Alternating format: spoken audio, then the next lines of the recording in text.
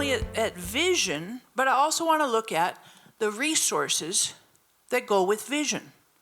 Because it's one thing to get vision, this is direction and goals, but it's another thing we have to have in concert with vision. We have to have the resources to go with it. Now, when you think of resources, what comes to your mind when you think of resources? Just shoot out some ideas. Money. Money, money, money, money. Anything else? Time.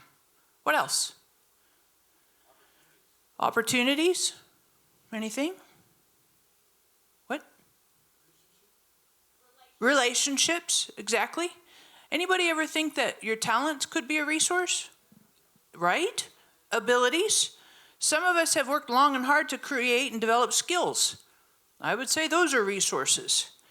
But I think sometimes we also consider that stuff that we're not good at are liabilities, right? Assets and liabilities. So things that I'm not good at, I consider them to be a liability, but I want us to consider that even things that we think are liabilities could be resources in God's hands.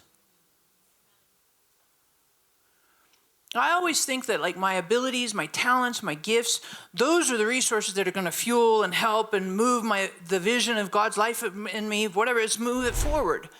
But I also think that we need to acknowledge, not bury, ignore, dismiss, disguise, cover up, awkwardly, liabilities, the weaknesses, the stuff we're not good at.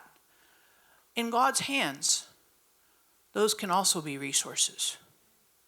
So let's think about Peter. You're like, well, maybe. I'm not so sure about that. Well, let's think about Peter.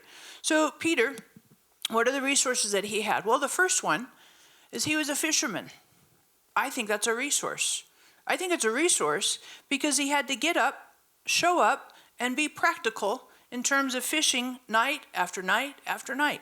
He had to develop the skill. He had to learn how to clean the nets, how to throw the nets, where to put the boats, and he had to show up consistently. And this is not a really fun, glamorous, super sexy job hanging out with smelly fish.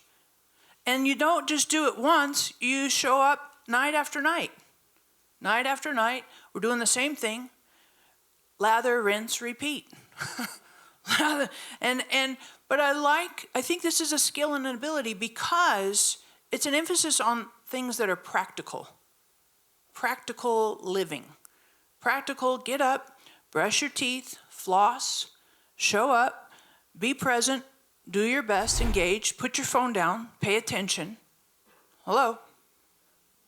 Some of this, it doesn't seem like a resource, but I think if we minimize it, it won't be a resource.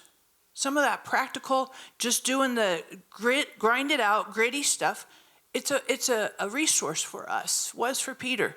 And that's exactly where Jesus showed up the very first time with Peter, is when he's fishing in his profession.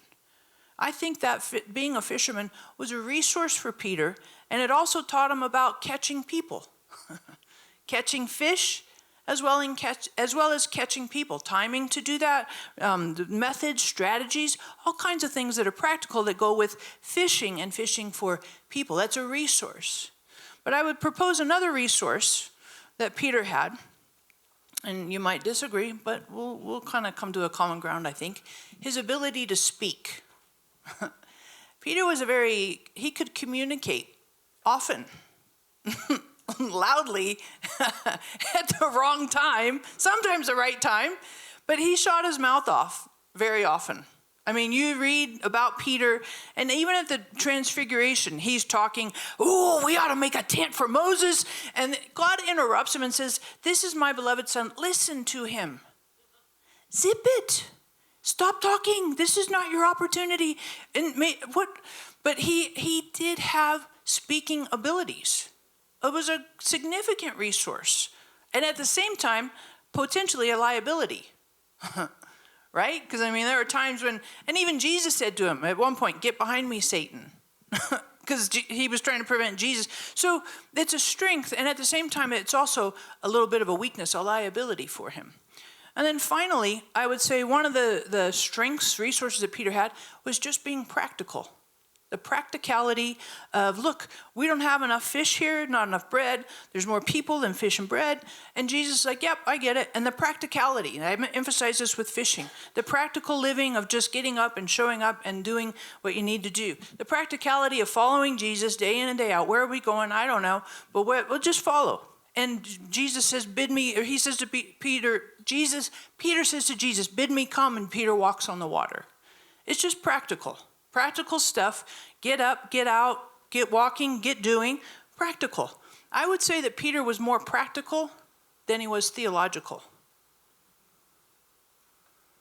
If you contrast him with Paul, the Apostle Paul, and you read Peter's letters, the 2 letters that he wrote, and contrast them with the epistles that Paul wrote, they're not really in the same ballpark in terms of theological content.